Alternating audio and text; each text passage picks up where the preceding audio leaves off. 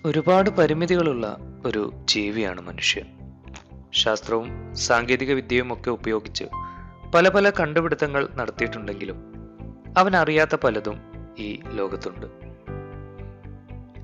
ഇതുവരെ സംഭവിച്ചിട്ടില്ലാത്തതും എന്നാൽ സംഭവിച്ചുകൂടാ എന്ന് നമുക്ക് പറയാൻ കഴിയാത്തതുമായ ഒരു കാര്യമാണ് ഡാർക്കസ്റ്റ് ഹവർ എന്ന് പറയുന്ന ഈ ഒരു സിനിമയിലൂടെ പറയുന്നത്.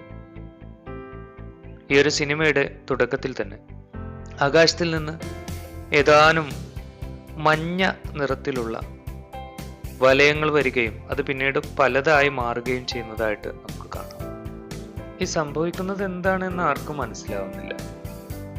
ചിലരൊക്കെ വളരെ നല്ല രസത്തിൽ അതിങ്ങനെ കണ്ടു നിൽക്കുന്നുണ്ട്. പക്ഷെ ഇതൊരു പ്രശ്നമായിട്ട് അവർ മനസ്സിലാക്കുന്നത് എപ്പോഴാന്ന് വെച്ചാൽ, കൂട്ടത്തിൽ ഓരോ ആളുകളെ ഈ ഒരു സംഭവം നശിപ്പിക്കുമ്പോഴാണ്.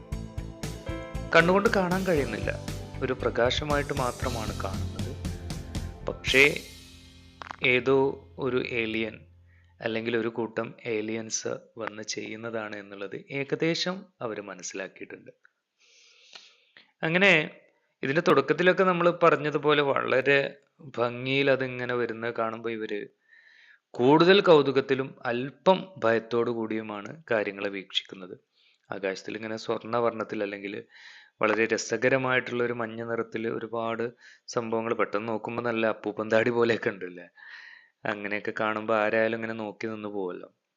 അല്ലെങ്കിൽ മനുഷ്യരൊക്കെ അങ്ങനെയാണ്. ചില കാര്യങ്ങളൊക്കെ വരുന്ന സമയത്ത് ഈ വെള്ളപ്പൊക്കത്തിന്റെ സമയത്ത് നൂഹ് നബി അലൈഹിസ്സലാമിന്റെ ജനത പറഞ്ഞൊരു കാര്യമുണ്ട്. വെള്ളപ്പൊക്കം ഇങ്ങനെ വരുന്ന സമയത്ത് എല്ലായിടത്തും വെള്ളമായല്ലോ, നമുക്കിനി നീന്തി കളിക്കാലോ എന്നൊക്കെ പറഞ്ഞിട്ട് രസിക്കുകയായിരുന്നു അവര്.